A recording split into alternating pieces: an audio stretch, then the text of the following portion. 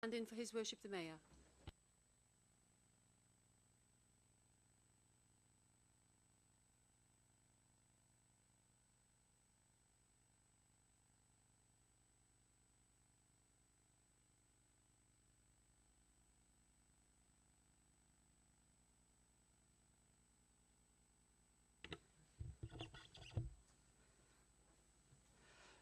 Noswaith a pawb, croeso. Good evening everyone and welcome. Full council meeting on Wednesday the 22nd of November. Please note that this meeting will be recorded for subsequent broadcast via the authority's intranet site. The images and sound recording may also be used for training purposes within the authority. The public seating areas will be in view of the cameras, and by entering the chamber and using the public seating area, members of the public are consenting to be filmed and to the possible use of those images and sound recordings as outlined above. Yes, everybody will have noticed that their screens are not working. There is a slight technical difficulty with that. We are still recording. The meeting will still be recorded and webcast. It's simply that you can't see yourself on your screen. So everything else is working exactly as normal. Thank you, Caris. Okay, and if we go into the number one on the agenda is apologies for absence. Yes, Chair, we have apologies from Councillor Brent Carter and Councillor Lisa Mitten. And there's also apologies from Councillor Paul Brown. Must be right, Councillor David Isaac.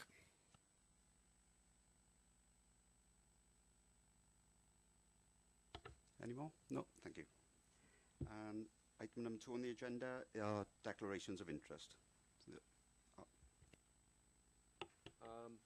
Item number 11, with the Tydfil Leisure Trust, I was the chair of the board in the first year of operation. Are there any others? Thank you. Okay, so the next item on the agenda is minutes of the previous meeting, agenda item number 3. We're looking at 3A through to 3I. Can I ask somebody to move that, please? I move that, Chair. Second, Chair. Thank you. And can we put that straight to the vote then, please?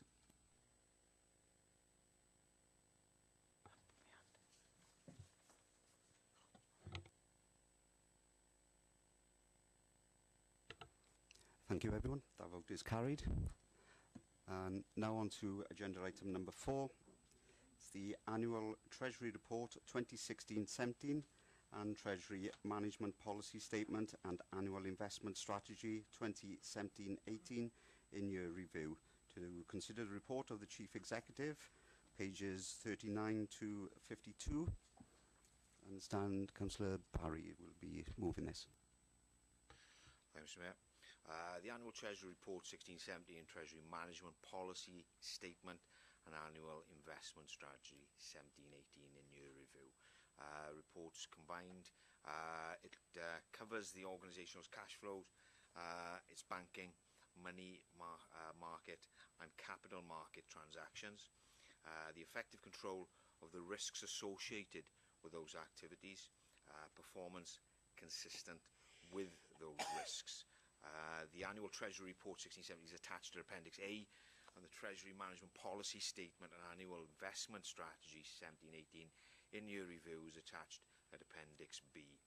I'll take you straight to the recommendations. The Annual Treasury Report 16-17 and the Treasury Management Policy Statement and Annual Investment Strategy in year review report for 17-18 be received.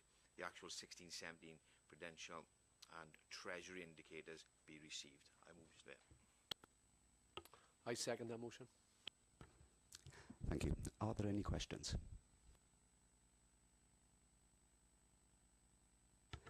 Any comments? And can we put that to the vote then, please?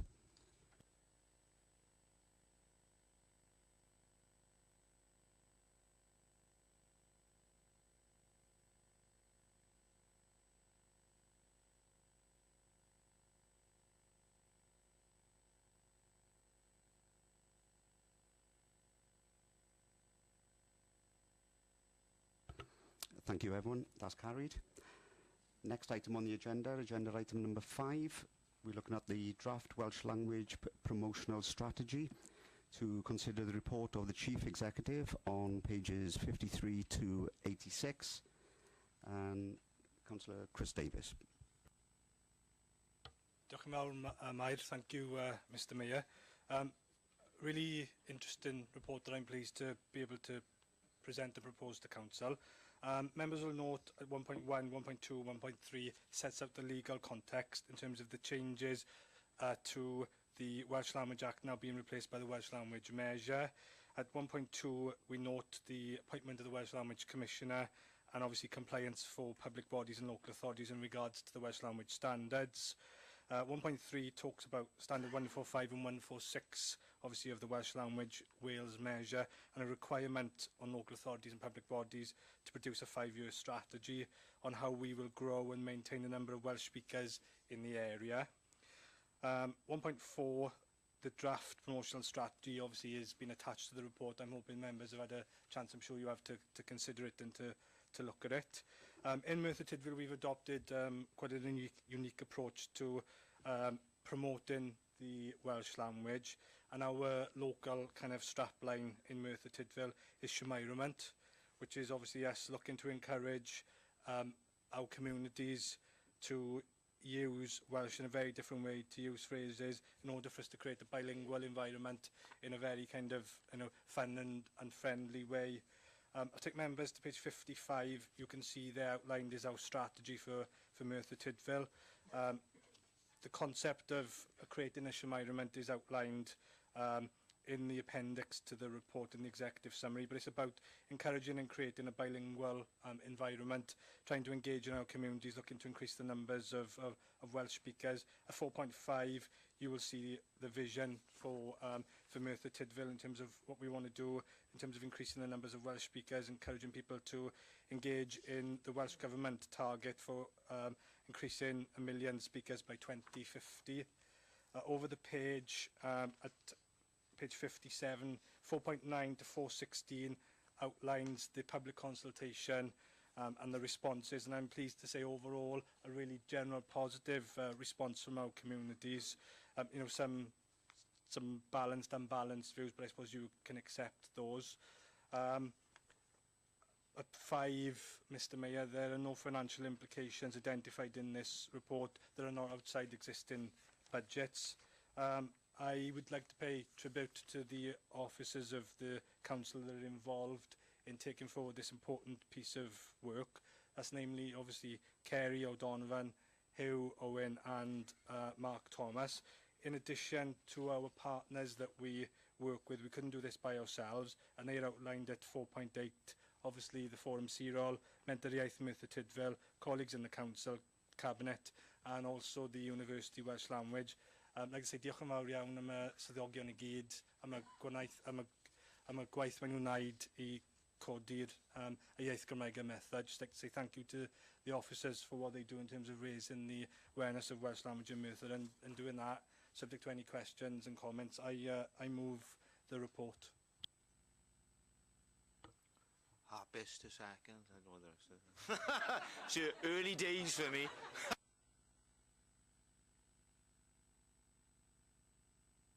Mae'n y dechrau, it's a start, Mr Mayor. Question I? Any questions? Councillor Jones. Thank you, Mr Mayor.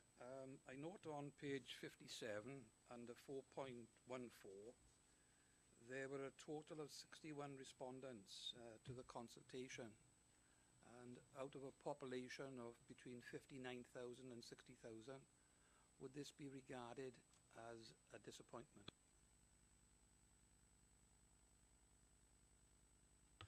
Yeah, basically in terms of the response, obviously it's not a huge number in relation to the population, but relative to other consultations we carry out on other things that we've done in the recent past, it's quite a significant number. So in the context of the whole population, no, it's not a huge number. But in the context of other consultations we've done on other subjects, it's quite a reasonable response. And I think the comments that were made, there was a short questionnaire and a long questionnaire. So So the people who felt particularly strongly about the subject filled out the long questionnaire, gave a lot of detailed responses, and then there was option for people to fill out a much shorter questionnaire to give yes, no type answers. So yeah, it is what it is, I suppose. Any other questions? No. Comments, please. Councillor Thomas. When we've been looking at some home to school transport, we've discovered there's 461 children attending Rydwain in the Cllr Valley. I think we should start now looking at a Welsh medium secondary school in Merthyr Tydfil. And I'd also like to thank Councillor Scott Thomas for coming up with Siameirament. Diolch yn fawr. Any further comments? Councillor Jago. Thank you. I would just like to say, on behalf of our constituents in the Southern Valley, we've got a very strong population of residents who are learning the Welsh language, so much so that we've got Welsh learners classes on a Tuesday, Wednesday and Thursday, and this will certainly be welcomed within our community. Any other comments? No. Can we put that to the vote then, please?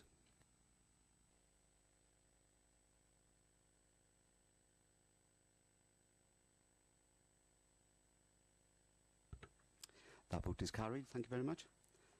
Next item on the agenda, item number 6, the Independent Remuneration Panel for Wales. I'll wait until it's quiet. The Independent Remuneration Panel for Wales Draft Annual Report 2018-19 to consider the report of the Chief Executive, and that's on pages 87 to 92. Councillor Barry. Thank you, Mr Mayor. We all know the purpose of the Independent Remuneration Panel for Wales. The annual report for 18-19 was published on the 4th of October, the draft report, following visits to the 22 principal councils. A raise of £200 is to be made to the basic annual salary, increasing it to £13,600. The two-tier arrangement for executive members and committee chairs has been removed. Councillors are being encouraged to facilitate greater use of the ability to cover costs of care. The introduction of background between 3.1 and 3.9. Proposed changes bring it to 4.2. Among the observations made was that the salary did not encourage diversity, as it was too low to attract younger individuals. And whilst the panel's intention has consistently been to link elected members' salaries with average Welsh earnings, it has not been maintained in recent years as a result of the financial constraints on the public sector.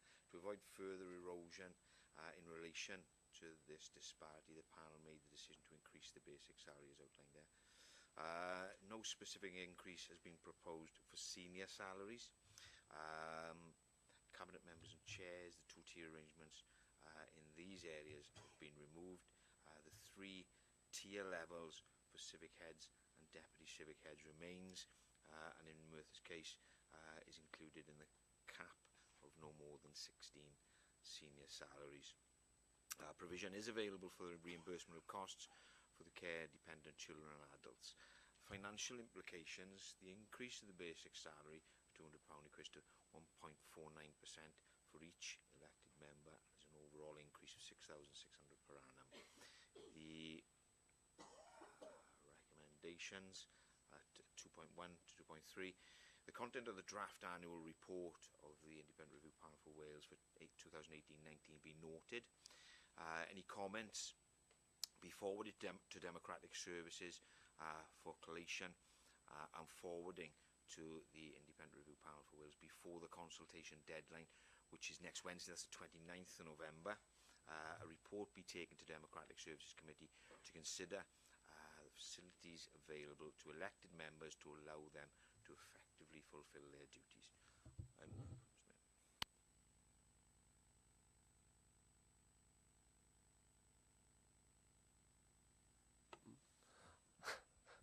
I second that, and I reserve my right to comment as well on this. And do we have any questions? Councillor Amos.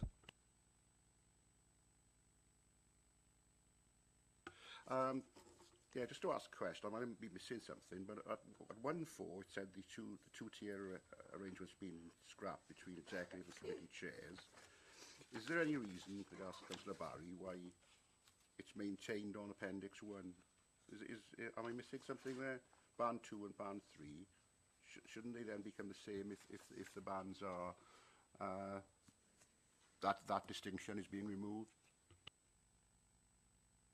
Sorry, could you state that again, Councillor?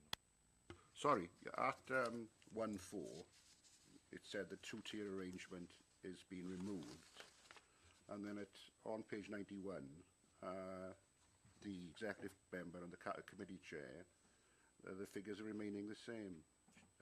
Shouldn't those two figures be the same if the two-tier arrangement's been removed? I think the answer is no. And I'm looking at Anne Taylor, who knows all about this, and she can maybe shout at us from the back there and tell us why she says no.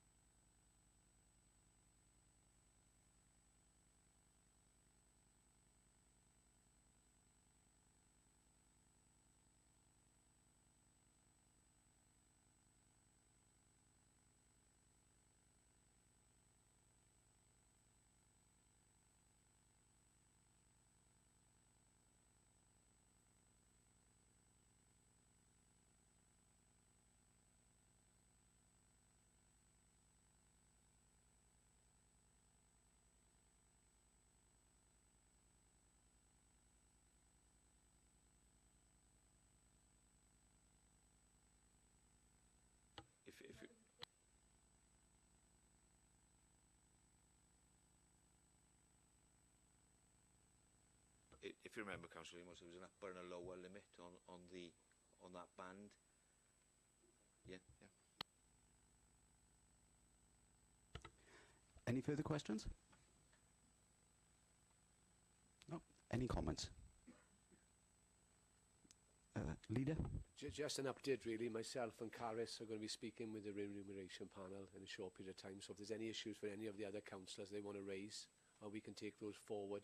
There was some adverse sort of impressions, I won't say anything else than that, in relation to our frugality around our money.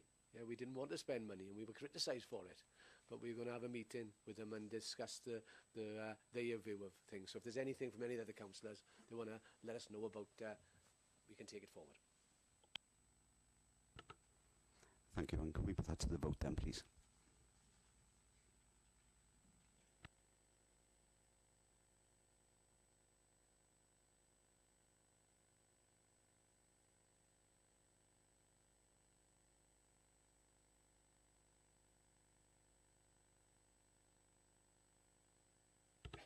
Thank you, everyone. That motion is carried.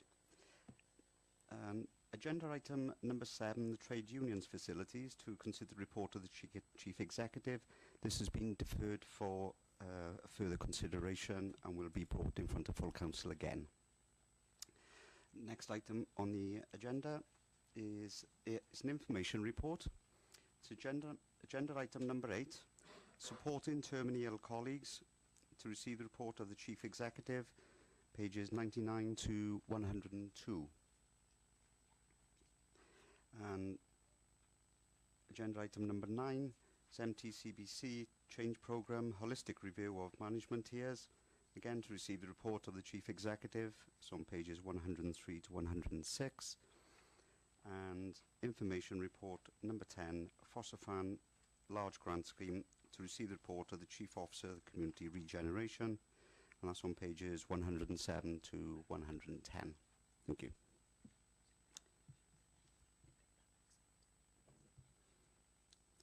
Right. The next part of the meeting, in order that the following can be considered in private, it is suggested that the public be excluded from the meeting on the grounds that it involves the likely disclosure of exempt information as defined in paragraphs 13, 14, 15 under Part 4 of Schedule 12A of Section 100A4 of the Local Government Act 1972.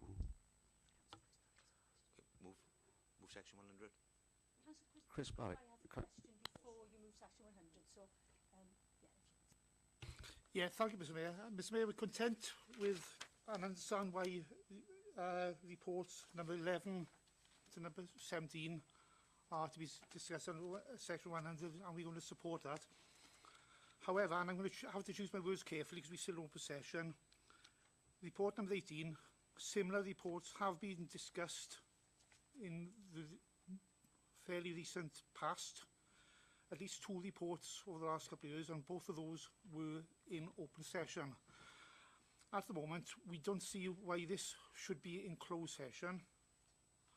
Let me assure you at the moment, there'll be no controversy over it. I think it's going to fly through, but it's been open session in the past. There's no reason it should be in closed session now, so we want to take that vote separately, and we will be voting to keep report number 18 in open session. Thanks, Mr Mayor. Chair, what I would suggest, therefore, is if you move section 100 and get it dealt with for the other matters, which are where it's not contentious, and then perhaps we can readdress whether there needs to be section 100 moved in respect of that final matter, and then everybody can have a discussion as to whether they think section 100 will still apply then. So we'll reconsider it when we come to consider that matter. So perhaps if we can deal with section 100 in respect of the other matters first, and then we'll come back to it later. Can I ask somebody to move section 100, please? Sorry, Councillor Rogers, yes. Totally agree with the leader of the Labour group there, because having read the report, I don't see what there is to for the public not to know. I think this is paramount. We should be transparent and open. It's not a matter of a job or somebody different background, whatever. This is a straightforward report. This is actually the 3rd year where we've, the situation right now is very, very, very serious. And I can't vote for it to be closed. I've got to vote for it to be open. Let the public hear, let the public know. Thank you. Yeah, if I can just make it absolutely clear to everybody, we've just agreed that we're going to deal with section 100 in respect of the other exempt reports, and we'll come back and consider whether section 100 will apply to that one report where it's in dispute later on. So we're just going to deal with section 100 for the other reports now, and I think that's where it's going to be moved and dealt with, and then we'll come back and listen to any arguments about section 100 on that specific one later on.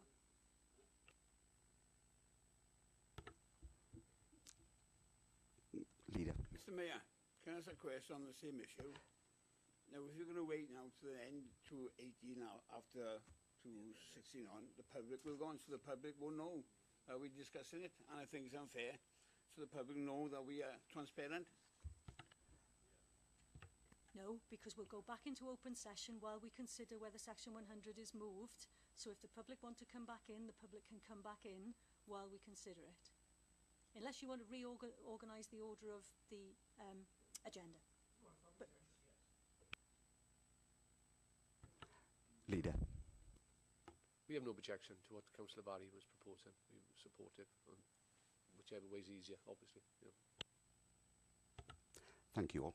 Can we move section 100 in respect of items 11 to 17 inclusive, please? What you said earlier on is if we just simply move that item further down, bring it up off your top agenda, and then the exempt items are dealt with afterwards. It makes it far easier.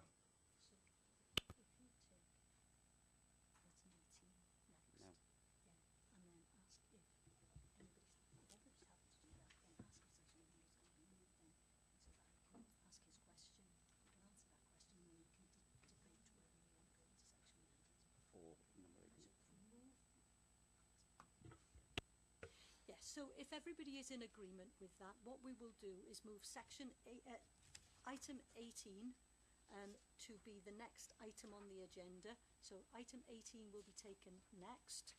What the Mayor has already said with regard to section 100 has been said. So we are now waiting for somebody to move section 100.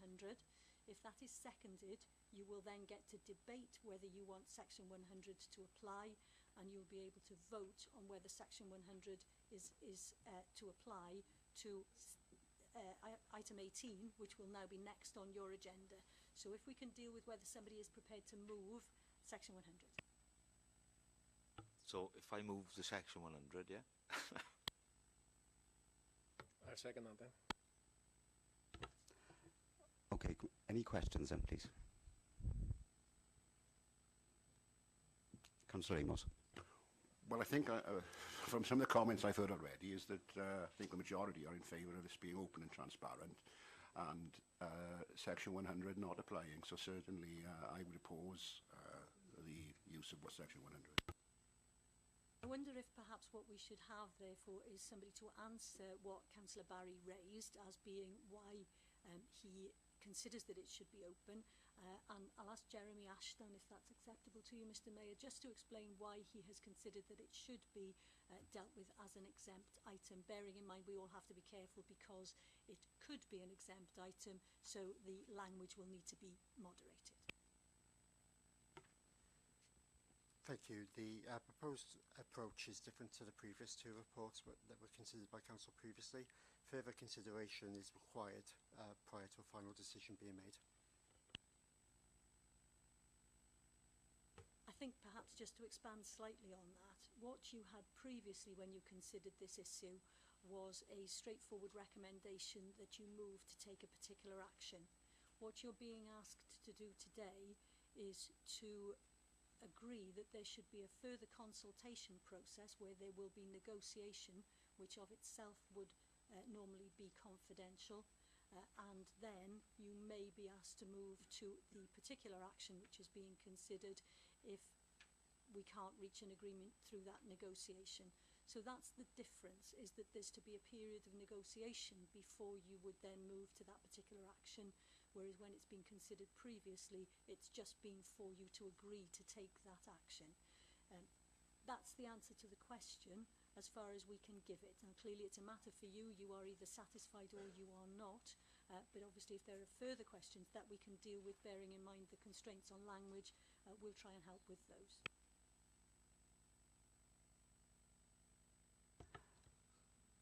Any other questions? So I'm still a bit confused.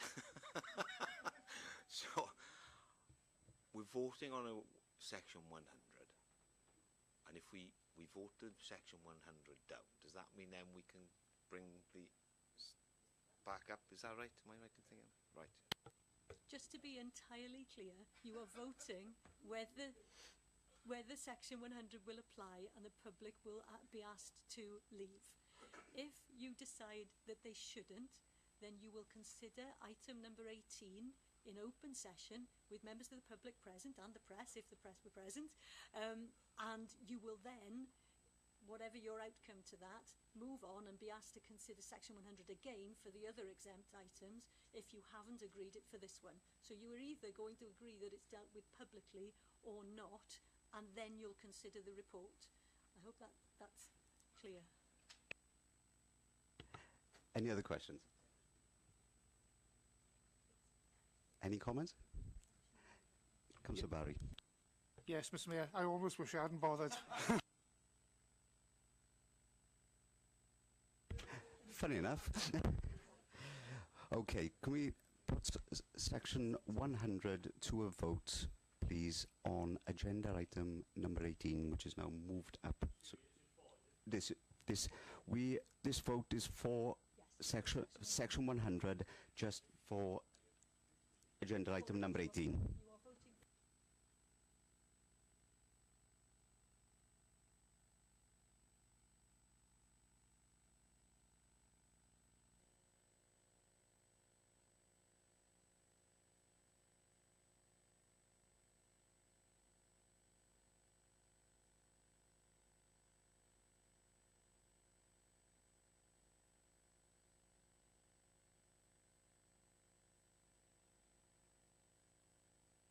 Section 100 has been defeated on that item, so we will deal with agenda item number 18 in open session. And Mr Mayor, before you go any further, perhaps before that report is introduced, I can just explain that there's been a slight amendment to that report, so that what you are going to be asked to consider, if I find the page, is that at page starting at page 145, paragraphs 6.3 up to and including 6.8 have been removed. So 6.3, 6.4, 6.5, 6.6, 6.7 and 6.8 have all been removed. So you are considering the balance of the report. So You can. The reason is because there was an issue raised by unions at a meeting this afternoon that there were some specific barriers to proceeding with consultation if certain elements remained in. And what we have decided is that we will ask Council to proceed to consider it without those things which cause contention to the unions, and that enables us to have a free and open debate with the unions. Okay, agenda item number 18. MTCB Change Programme Continuous Review. Consider report of the Chief Executive, pages 143, 150, as amended by Caris. Are there any questions? Oh, sorry. See, I'm losing this already. Councillor Barry. Thank you, Mr. Mayor. Okay. Change Programme Continuous Review. It's in accordance with the Trade Union Labour Relations Consolidation Act 1992. Organisations are required to commence consultations with trade unions on the workforce implications arising from financial implications and to consider ways of avoiding or reducing the number of any compulsory redundancies to positions across the authority. A general purpose letter on the 17th of October 2014 invited trade unions to consult on a collective agreement. A report proposed that the agreement would be renegotiated following 3 years, which is where we are now. You'll see an introduction of background from 3.1 on. Provisional Revenue Statement 2018-19 announced on the 10th of October 2017, where the Council is faced with a funding reduction of, that should read -1 instead of 1 for 2018-19, with an indicative further funding reduction of -1.5. That should read -1.5 for 1920. The Council has made significant financial savings over recent years. In light of the new settlement figure, the Council again in the process of making very difficult and challenging decisions. This is becoming increasingly difficult. 2018 will mark 10 years since the recession and the introduction of austerity. The Council has identified and responded to making year-on-year reductions since then, and as a result, many departments are now running at their minimum capacity, making further efficiency reductions more difficult to identify, realise and achieve. 3.4, Council would willingly undertake consultation without the issuing of the Section 188 due to the urgent need to make the savings as soon as is feasible. The Council has no choice but to issue the Section 188 immediately. Progress to date since November 2013, Section 188 letter starting formal consultation with trade unions, recognised unions by the Council, GMB, Unison and Unite. Cabinet report was initially ratified on the 23rd of December 2013. Since 2014, the unions have been in discussion with officers to consider alternative options. As we see, 6.3 to 6.8 have been removed due to meetings this afternoon. You see the timescales there on page 331. The financial implications are unknown at this stage. The purpose of the 188 is to agree how to make appropriate financial savings. Equality impact assessment has been found that the assessment is required. Negative impacts are due to further reviewing the nature and consultation of the workforce. This may result in further increase of applications for voluntary redundancy and voluntary early retirement. Current proposals to address the issues are early consultation with trade unions colleagues to consider all other alternative options, and these are ongoing. I'll take you to the recommendations, which have been a long time coming. 2.1, the report considered at full council. At 2.2 consultation with the trade unions commence with a view to reassessing the current situation and creating a new collective agreement is approved. 2.3, to issue a revised Section 188 letter on the 1st of December 2017 as to legally protect the council if there's a need to impose the changes on the workforce or make redundancies be approved. And finally, 2.4, delegated authority to the Chief Executive, and in the absence of the Deputy, the Deputy Chief Executive, in consultation with the Leader of the Council, to consult on and include options that may be raised and agreed with trade unions or the affected employees be approved. I move, Mr. Mayor. I second the motion. Thank you. Do you have any questions? Councillor Jones. Thank you, Mr. Mayor. Can I take members to paragraph 3.4 and the second and third paragraphs under that, and perhaps Mr. Ashton will be able to answer these questions. It refers to the second paragraph down to the Section 188 letter would include proposal that the Council is currently considering to reduce costs, including new controls and the introduction of a levy on non-salary costs. Could you explain exactly what?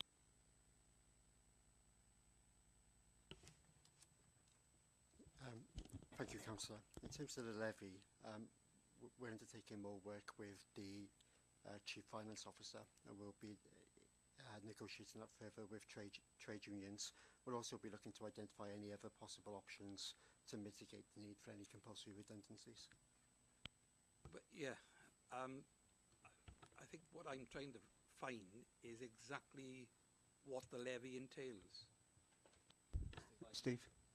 If I could answer that, and what that actually is that we've applied a corporate levy of 5% on all non-salary costs, which includes all kinds of things like equipment, books and conferences, etc. And we hope that for this financial year that will give us about £75,000. Thank you. I understand it a bit better now, Mr. Mayor.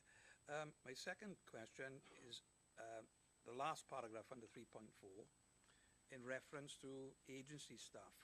And it says that where agency staff exist within departments in whatever capacity, that they are considered initially prior to any staffing reductions. And on 4.4, it says in there that whilst there are still a number of agency workers within the workforce, the numbers are gradually reducing through service redesign and redeployment of permanent employees. Could Mr. Ashton tell me currently how many agency workers we have throughout the authority? Thank you, Councillor. I can't give you an exact number at the moment, but it has reduced year on year over the last few years, and we're also undertaking a project looking at agency usage across the authority, and I hope to bring a report back to Council in the near future. But is it, you know, are we talking about 100, 50, 20? You have no idea?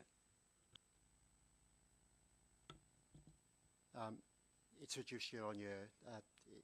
The numbers are reducing. At the moment, we're looking at the numbers of agency staff who are covering vacant positions, those who are covering leave requirements, and those who are covering ad hoc projects. As I mentioned, I'm looking at producing a further report, and I will report back to you as quickly as possible.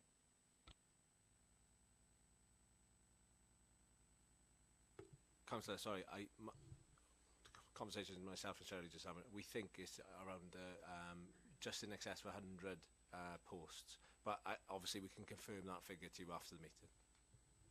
That's what I was after. Any other questions?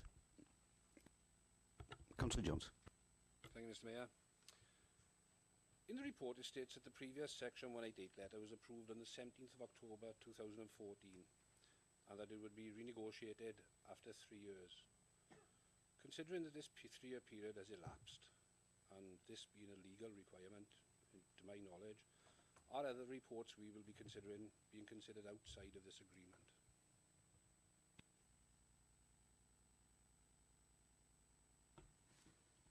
Thank you, Councillor. I'm aware that a second report was approved by Council in addition to the report of the 17th of October 2014, dated the 10th of November 2015, which covered a two-year period.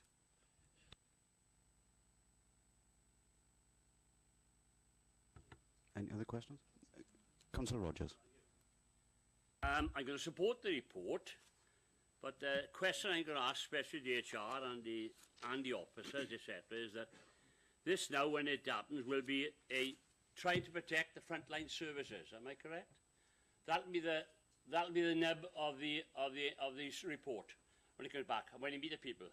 It's to protect the frontline services of Merthyr Borough Council, which is very, very difficult because all the meat is gone, but on the bone. But other than that, is that what's going to happen? Because I would like to see picking pockets off of any part department, if it is whatever area it is. We must look at retaining frontline services first. Then you look at the rest of it. Am I correct or not? No. Yeah, Councillor Rogers, that is the ethos of what everybody has been doing, but this is not about what specific services may or may not have to be reorganised. This is about giving us the power to have those discussions. So you're not having a discussion about what the outcomes will be, you're having a discussion now about whether you will agree that Council can put itself in the position to have those discussions. When you come on to some other items which are exempt, then you'll see how officers are working to try and make sure that frontline services are protected. Resolution, but may I come back? What I'm trying to impress on the authority tonight is that the idea would be, whatever it is at the end of the day, to protect frontline services. That's what we're trying to do. Or yes or no, I don't know, it's up to you. I'm adamant about it, because that's what we're after, to protect the services for Merthyr Tydfil, not picking things off or doing that, if eventually comes to that, I'm saying. Like, what we want is protect what we got and improve. It's not an easy job, but that's the point I'm making, and I'm making it at this early meeting now, and I'm going to support the report, but that's what probably we should be doing. Protect what we got to the best of our ability for the staff we got, whatever department it belongs to, from if the chief executive down to the boys on the picking the refuse up or the recycling on a Monday. This is what I'm getting at now, and I want to make it perfectly clear to this council. That's what I'd like to see this local authority do. Thank you. Councillor Rogers, that was all a comment. So unless anybody has got any further questions, we are moved into comments, Mr. Mayor, and then anybody who has comment. Leader. I wouldn't want to speak on behalf of anybody else. I certainly want to speak on behalf of Chris, but I think the sentiments that Councillor Rogers says are supported by everybody. We've had loads of cuts at frontline services, but there is a system and a structure. There's a business review be conducted by the financial group. There's a change management process. If things were easy, they'd be got done today, wouldn't they? This isn't an easy process, and we can all shout and say we're going to protect frontline services, but there's a structure and a system to it. It has to be done in a business process. This is a gateway to letting those people that we are doing those work. Lots of people have lost their jobs at the front line. We'd all like to protect them, but there's cuts. There's more cuts coming along. So we've adopted a business-like process. We've adopted a change management process that's lined up along with making the best of resources, and reports are coming in behind on all of that, how we make best use of limited resources to do things differently. But also there's a lot of science and a lot of work that's gone into this. So it's important to say that we can make comments, but we need to have some science behind it and some system. So, and I'm sure Councillor Chris Barry, we've had conversations, we all want to protect those ones. But there's cuts, and cuts are coming, so it's important that we're aware of that. Okay, thank you for your comments there, Councillor O'Neill, Leader of the Council. As you seconded the motion, let's now close the debate, and can we go straight to vote, please?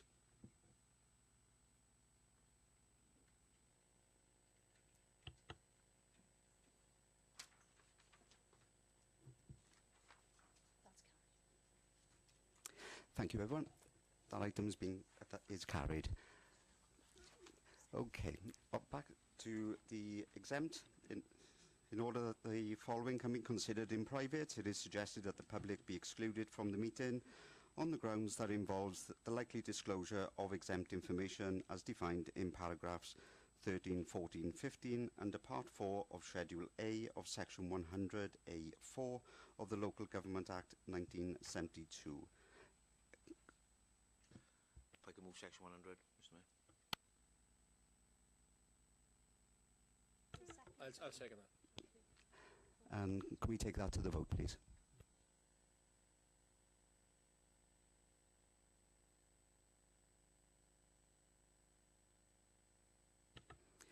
Thank you. That vote is carried. So if I can please ask the public to leave the gallery. So if there's any members of the public want to come back in.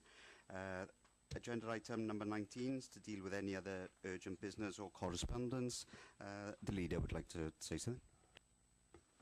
We've received a request from GMB to consider a notice of motion in relation to the removal of the public sector pay gap and some related issues.